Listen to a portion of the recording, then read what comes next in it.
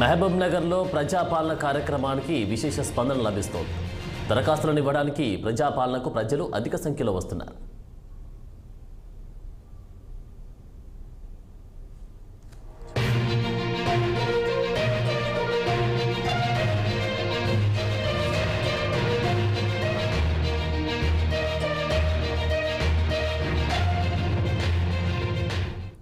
ఇక దీనిపై మరింత సమాచారం మా ప్రతినిధి రహీం లైవ్లో అందిస్తారు. రహీం, చెప్పండి, రెండో రోజు ప్రజాపాలన కార్యక్రమానికి ప్రజల నుంచి ఎలా స్పందన వస్తుంది?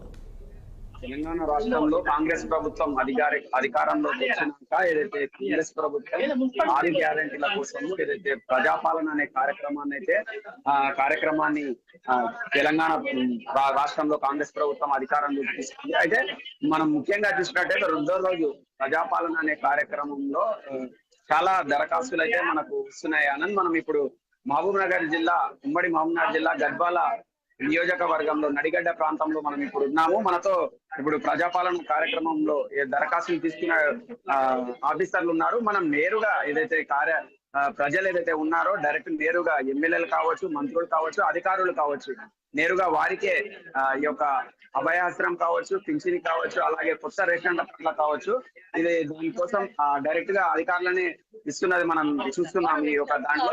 అయితే మనం ఈ రెండో రోజు ఎన్ని అప్లికేషన్స్ వచ్చాయి, ఏంది ఎక్కువగా ఏమొస్తున్నాయో తెలుసుకోవడానికి మనం ఇప్పుడు ఈ యొక్క ఆఫీసర్లను అడిగే ప్రయత్నం చేద్దాం అధికారులను. సార్ చెప్పండి, అంటే మార్నింగ్ నుంచి మీరు ప్రజాపాలన కార్యక్రమంలో అప్లికేషన్స్ తీసుకుంటున్నారు, మీకు ఎక్కువగా ఏ అప్లికేషన్స్ వస్తున్నాయి?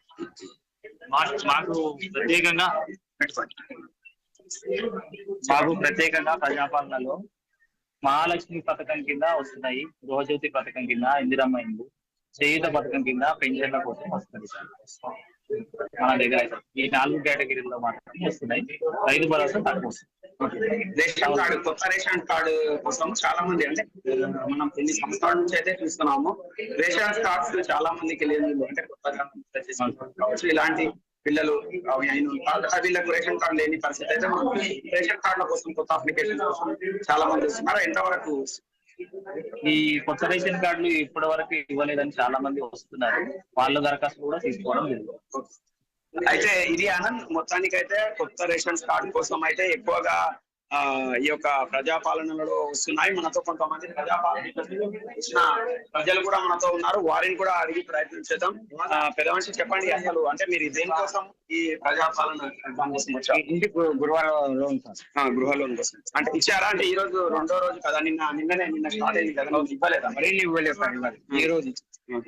అయితే రెండో రోజు కూడా మంచి భారీ సంఖ్యలో ప్రజలు వచ్చి ఏదైతే ప్రజాపాలనలో అధికారులకు అప్లికేషన్స్ ఇస్తున్నారు ఆనంద్.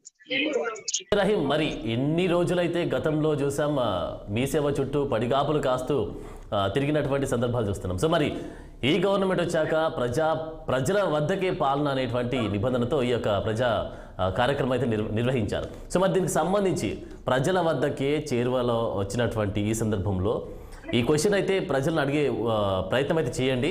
మీ దగ్గరికి యొక్క ప్రజల కార్యక్రమం వస్తుంది, ప్రజాపాలన కార్యక్రమం వచ్చింది కదా, బస్ దీనికి సంబంధించి మీరు ఎలా రియాక్ట్ అవుతున్నారని ప్రజలతో అడిగే ప్రయత్నం చేయండి.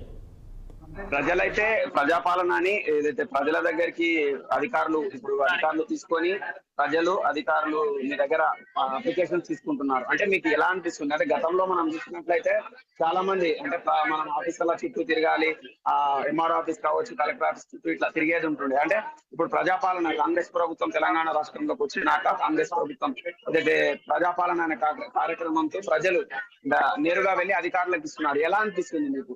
ఇది సౌకర్యవంతంగా ఉంది సార్. ఇది పథకాలు ఇక ఒక లిమిట్ అంటూ లేకుండా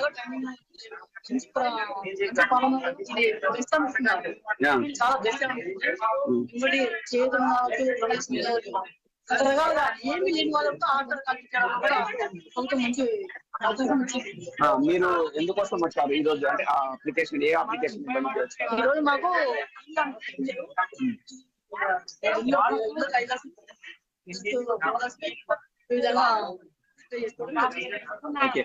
మొత్తానికి చూసినట్లయితే గృహలక్ష్మి ఎక్కువగా అప్లికేషన్స్ వస్తున్నాయని చెప్పవచ్చు అని మంచి స్పందన అయితే వస్తుంది. ఉమ్మడి మహబూబ్నగర్ జిల్లా వ్యాప్తంగా కూడా చాలా సెంటర్స్, అంటే ఇలా ప్రజాపాలన కోసం అధికారులతో నేరుగా వెళ్ళి ఇవ్వడానికి చాలా సెంటర్స్ పెట్టారు. మంచి స్పందన అయితే వస్తుంది ఆనంద్.